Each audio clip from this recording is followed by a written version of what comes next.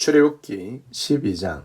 하나님은 이제 애굽의 모든 장자를 죽이시는 심판 전에 이스라엘 자손들에게 이 재앙을 피하는 방법을 알려주십니다. 어린 양이나 염소를 잡아서 그 피를 뿌리는 의식을 통해 이 재앙을 넘어가게 하십니다. 흠없는 1년 된 숫양, 숫염소는 결국 오실 예수 그리스도를 상징적으로 담고 있습니다. 장자의 죽음을 면하는 길은 오직 하나, 피를 바르는 것입니다. 하나님의 마지막 심판을 면하는 구원의 길은 오직 예수 그리스도의 피 흘리심으로만 가능한 것입니다. 이스라엘 자손들은 양을 먹을 집, 거문의 프레임에 피를 발라야만 했습니다. 양의 고기는 구워서 먹어야 했습니다. 삶지 말라고 요리 방법도 제시하고 있습니다. 하나님에게 드리는 구약의 제사 중 번제는 고기를 불에 태워 드립니다. 완전한 헌신을 의미하는 번제에서 우리는 그 의미를 생각해 볼 수 있겠습니다. 무교병을 먹어야 합니다.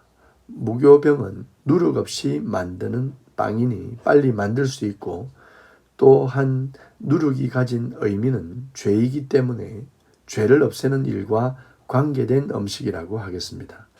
이스라엘 가운데 죄의 문제를 해결하겠다는 의미가 무교병이란 빵에 담겨 있습니다.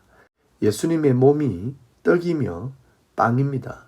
그리고 예수님에게는 죄가 없습니다. 무교병은 예수 그리스도의 몸, 그리고 말씀, 의로우심을 담고 있습니다. 그리고 썬 나물과 함께 먹어야 합니다. 맛이 쓰다는 것은 이스라엘이 경험한 삶이 괴로웠다는 의미를 담고 있습니다. 고난을 제거하는 가장 완벽한 방법은 고난을 당하시는 것입니다. 예수님의 고난이 우리의 고난을 제거하십니다. 썬 나물, 그리고 무교병은 예수 그리스도의 사랑입니다. 신명기에서 무교병도 고난의 떡이라고 표현하고 있는데, 그와 동일하게 썬 나물의 의미도 고난일 것입니다. 고난의 원인은 무엇입니까? 죄입니다.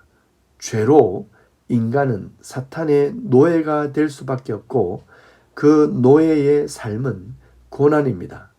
아담이 죄를 범함으로 땀을 흘리는 노동의 벌이 내려졌고, 아담의 후손들인 이스라엘 백성들은 그 고통을 겪고 있는 것입니다. 그 모든 고난을 어린 양의 피가 해결하겠다라는 것이 유월절의 의미입니다. 양의 머리, 다리, 내장도 불에 구워 먹고 남기지 말고 먹고 아침까지 남기지 말라고 했습니다.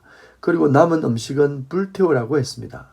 완전한 죽음, 완전한 헌신, 바로 예수 그리스도의 구원의 모습이며 정신입니다. 양의 고기도 결국 그리스도와 관계된 것입니다. 남긴다는 의미는 좋지 않습니다. 다 취해야 합니다. 버릴 것이 없이 다 먹어야 합니다. 소홀히 취급하지 말아야 합니다. 그래서 혹시 남은 것은 불로 태워야 합니다. 온전히 그리스도를 취하라는 의미가 여기에 있습니다. 유월절 어린 양을 먹을 때 갖추어야 할 복장과 자세를 알려주십니다.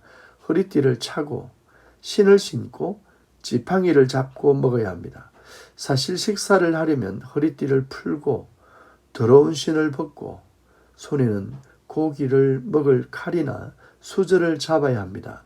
그런데 불편하지만 여행자 혹은 전쟁에 나가는 듯한 모습으로 고기를 먹는 것은, 이 고기를 먹는 의미는 죽음을 면하는 방법 안에 들어있는 한 부분으로 볼 때 영적 싸움을 싸우는 군인의 모습을 유지하는 것과 구원의 여정, 즉 구원의 과정에서 출애굽의 시작과 같은 일이기에, 이미 시작된 여행이기에 그러한 복장과 태도를 요구하는 것입니다.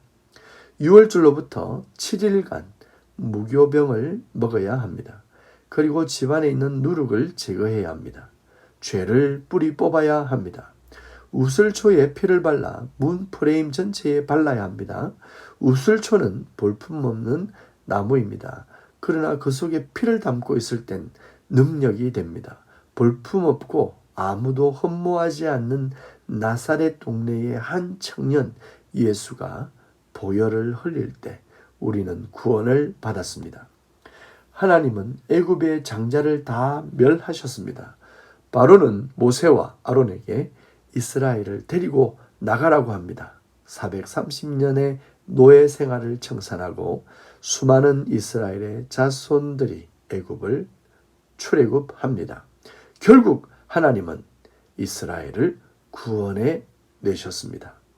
예수 그리스도의 보혈만이 나의 죄를 제거하고 나의 고난을 해결하실 것입니다.